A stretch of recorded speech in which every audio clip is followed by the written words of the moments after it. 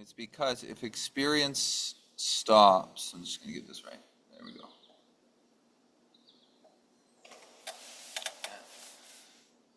It's because if the whole thing becomes really tight, if the system of the body and the mind are becoming tight, whether it be in the senses, the physical, psychological, emotional, physiological, yeah, that's not,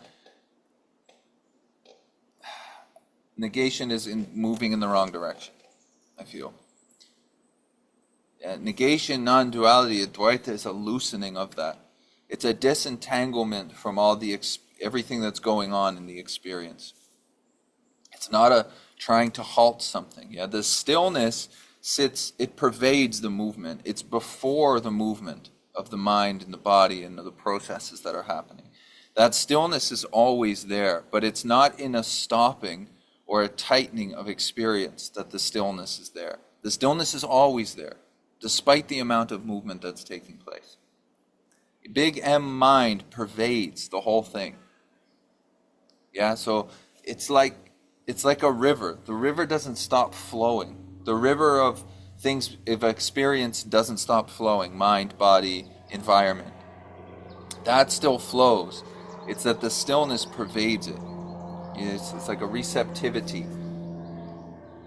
It's like space receiving. I don't know how else to... It's hard to put words on the unwordable. Yeah, but... So when there's negation, when you were working with negation, it's a movement towards relaxation, not a tightening. Disentangling from experience, seeing things as they arise, meeting them with a very soft I'm not that. Yeah. And then eventually there's not even a movement of I'm not that in the head, or to who does that arise, or who am I? Yeah. It's just already a knowing. So, but it's rather than a thought like coming through the pipe, you know? If a thought's like moving through the pipe, it's not tightening the pipe to stop the thought.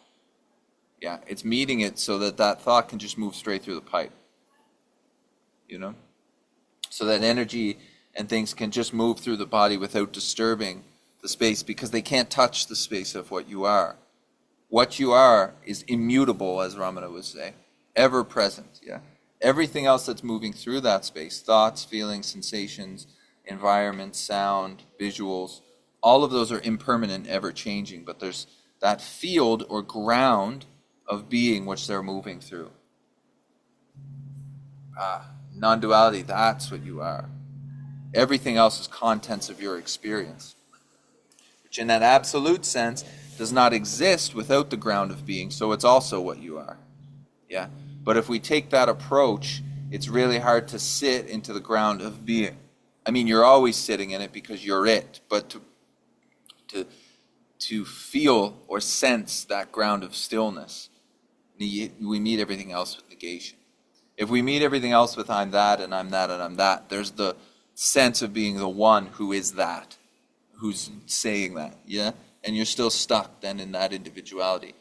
You're stuck in an aspect of the contents of your experience. There we go. So we could say like, well, there's no point in saying anything, which in a way is completely true, yeah? You should just, everything that's met with experience is met with I'm not that. But we're in dreaming, so it's like the Course, we're going to use dreaming to get out of the dream, and words and talking about it is how you get out of the dream. You dream yourself out of the dream. Yeah? And I like that example that when you go to sleep at night, there's a dream that takes place. And when you wake up from that dream, there's a sense that this body, mind, and world are the absolute, yeah? The reality. So we take ourselves to be this, essentially.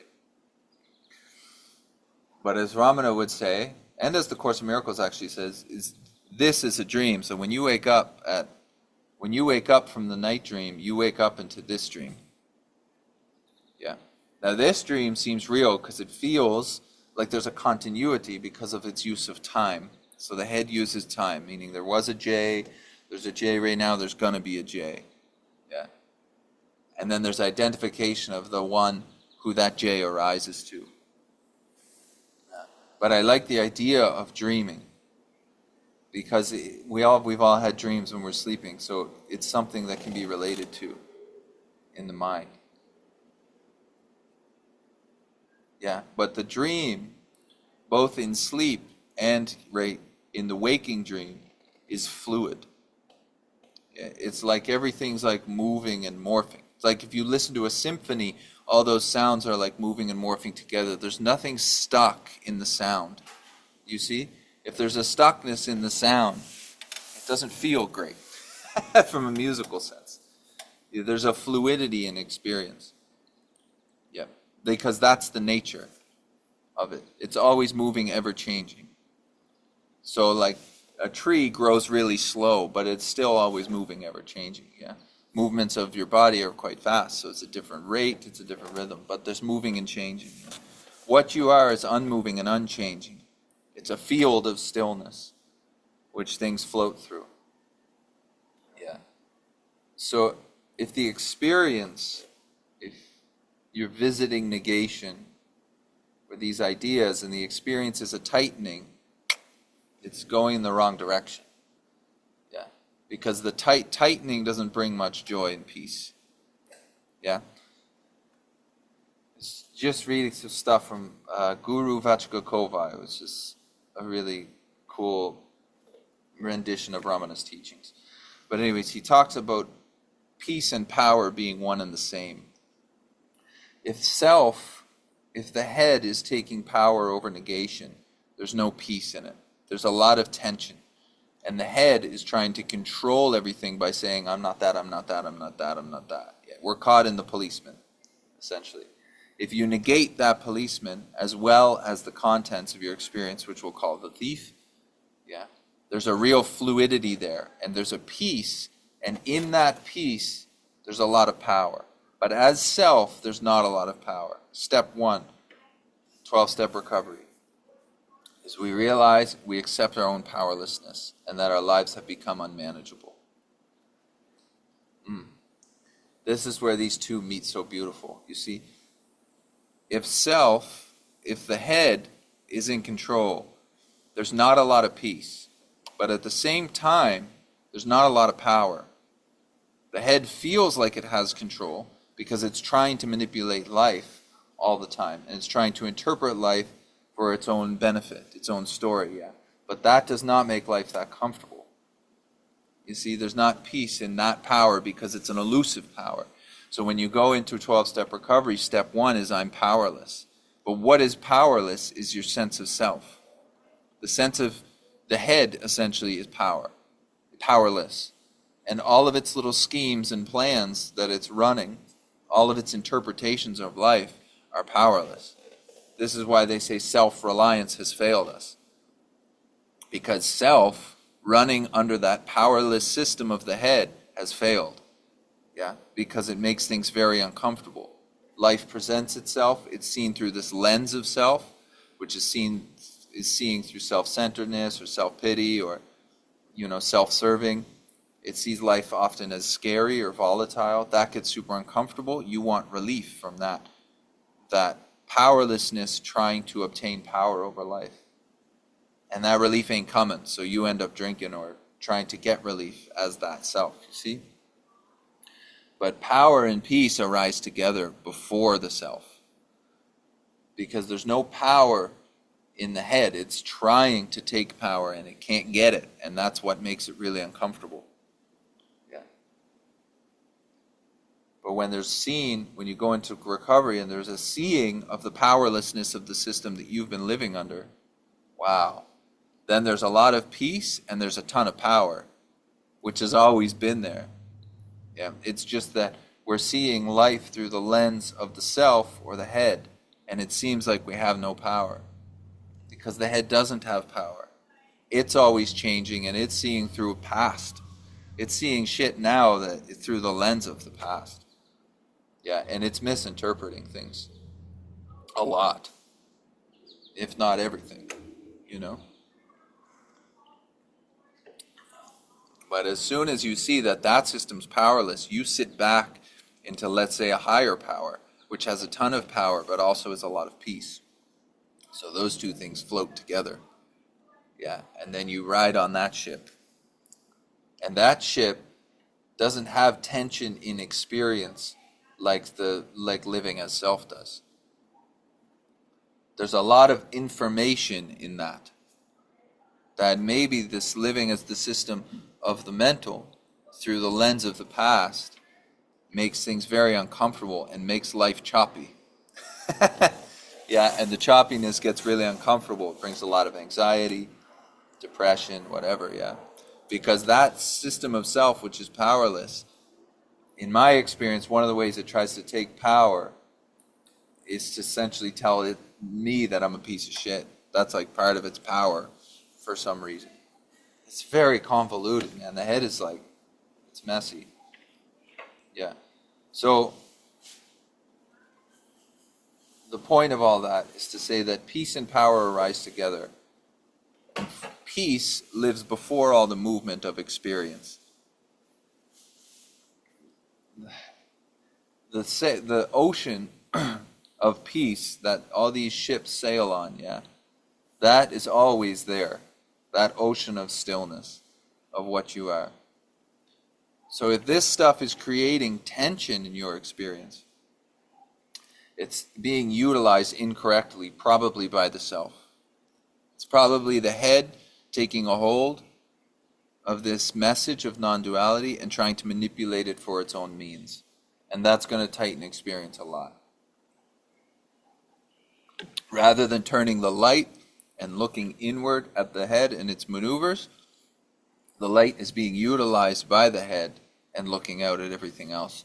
And that's not the message. That's not the message. Message is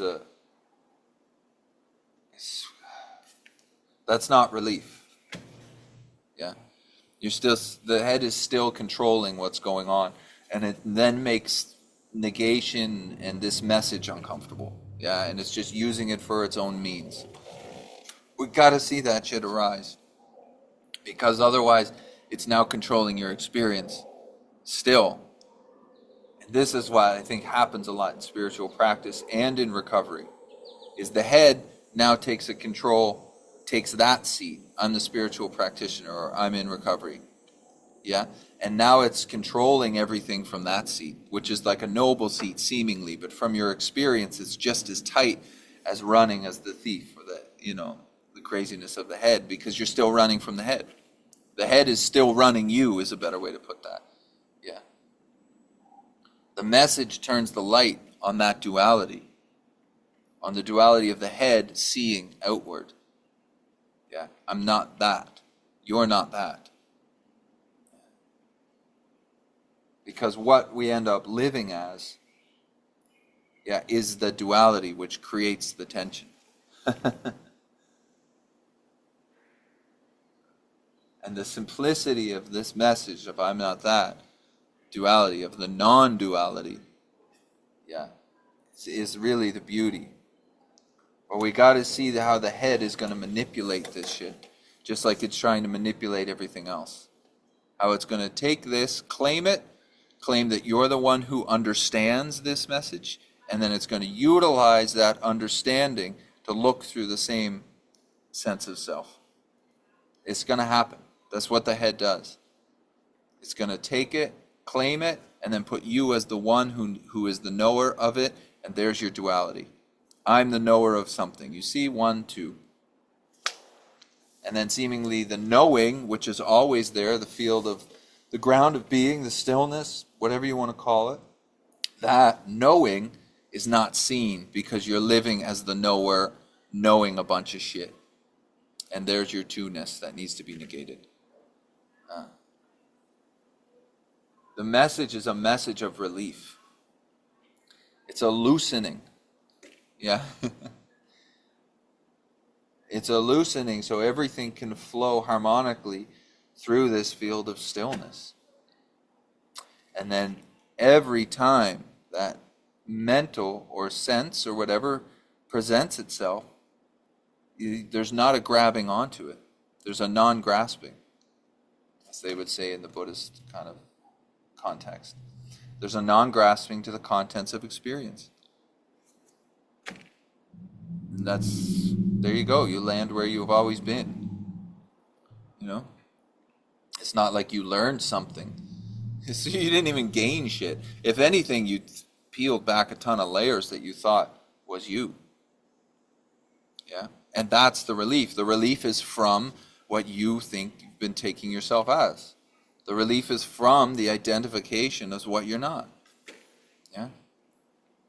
And then the play goes on. Yeah? There's the character, you walk through the world, live life. Yeah? And then that character keeps presenting itself. Because that's what the sense of self does. It's not, we're going to destroy that. Yeah. If anything's whittled away at, it's our attachment to being, to identifying as that movement. Life is incredibly beautiful when we're not identified as that movement. But as soon as the identification comes with that movement, this shit gets uncomfortable. And gets super uncomfortable for some of us. Especially those in recovery, because it's hyper self-centeredness. The only thing that the head is thinking about is itself constantly, and it's like, man, it can't see past its own nose, you know. The message is a message of relief. It's a loosening. It's a loosening. It's a loosening of the illusoriness. Or a loosening on the illusoriness. And that's when you sit into that, what you've always been, yeah. Rather than all the effort and movement of trying to become something as what you're not, which is the contents of experience. Yeah. And we can't get stuck on the language of that, because it's just a way of putting it in language, because language is dualistic. Yeah.